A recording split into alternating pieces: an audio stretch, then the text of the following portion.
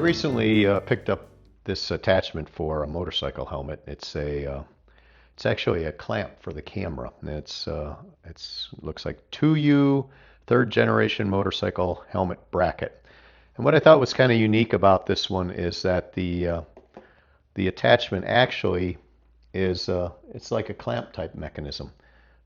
It clamps onto the chin part of the helmet here, and I haven't tried it yet, but I have to say it feels pretty sturdy, and it clamps on there really tight. So I can't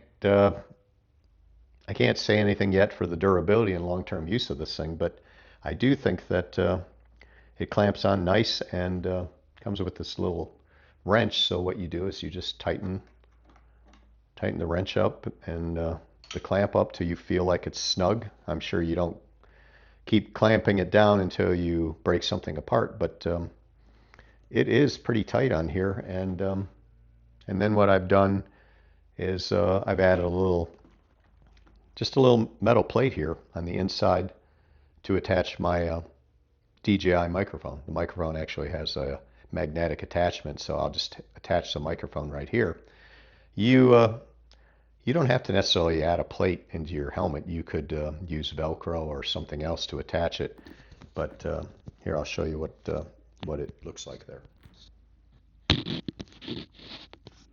What you get with the bracket, besides the clamp mechanism itself, is you get an attachment that looks very similar to a GoPro. I'm gonna assume that probably works with a GoPro, and it has this J type of bracket, and then it has an extension bracket, and there's actually two of those that are in the kit. So there's two included with it. And then what I've done is I've attached my DJI bracket onto the bottom of the camera, so I can take the camera off easily at any time, and then with the magnetic attachment on the DJI, it can clip right back on. And then the clamp itself just simply clips into the bracket there, and then I can align it. And yeah, I feel like it gives me a good location for the camera itself. It's going to be just below my sight line, but I think it's going to give me a really good view actually riding the bike, so you can actually see that my view is very similar to what the actual rider would see on the bike. So yeah, I'm going to go take this out, and I'll give some video showing how it works. This guy here was like $21. I think total tax was like 23 bucks or something. So it was pretty inexpensive, but I hope it works well, and we'll see shortly.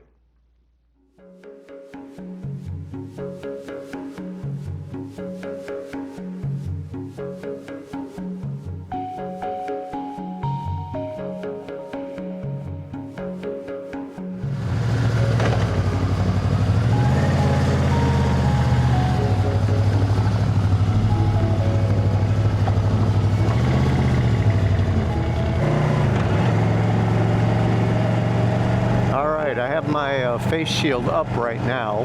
It's open, and this will give a good idea what kind of audio you're going to get.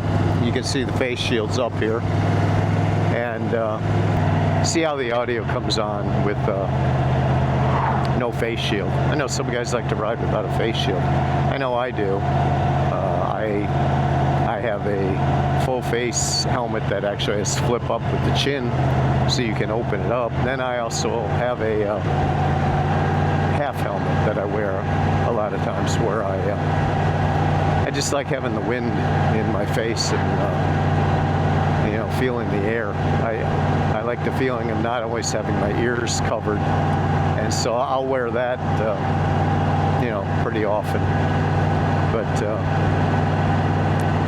this helmet here was an extra helmet I had. I hadn't been using it, so I decided what I would do is I would make this helmet into a helmet that I could use to just do videos, stuff like that.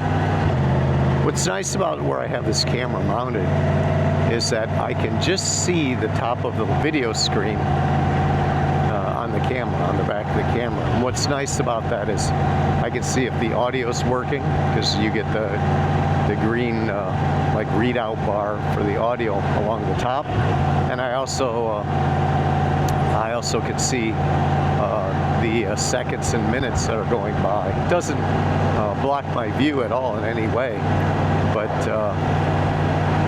it makes it nice knowing that I have the camera on and you can see the camera where it's at. I've still got the face shield open right now, and what I'll do is when I go through this light, I'll close it back up so you can see and hear what the audio sounds like. I'm going to close it up now, and you'll probably be able to notice a little difference in the wind noise and the buffeting, stuff like that. I really like the DJI microphones. It's the mini DJI Bluetooth mic. I like how small it is. It holds a good charge, and it just sounds good. It really works nice for inside the helmet. It doesn't take up any space. It's not intrusive at all. Where it's located, in fact, I can't even tell that it's in there, but yet it can still be close to where my voice is, and you could pick up everything I'm saying.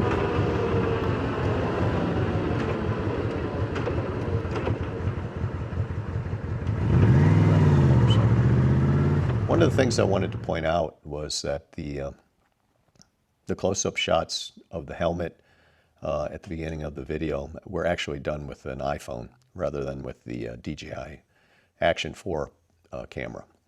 The reason I did that was because I feel like the iPhone does a better job of close-up shots. The unfortunate thing is that the iPhone will not sync with the DJI mini mic with just the camera app. You actually have to download another app in order to do so. And the app that I use to record audio with the DJI mini mic on the iPhone is the Blackmagic camera app. It's actually a really good app. It works well with the iPhone and the DJI mini mic, but it's got a lot of other features that are built into it that I think you'll find useful over the regular iPhone app, camera app. So give it a look and see what you think, but that is the one app you can use to use the DJI mini mic. In addition, all the audio that you hear on the video was what you get straight out of the camera. And what I mean by that is I didn't post-process it. I didn't go in and reduce the noise level or anything on the audio. I hope it gives you a pretty good idea of what kind of audio you can get and video in the camera by using the setup that I had. Well, thanks for watching. Till next time. So long.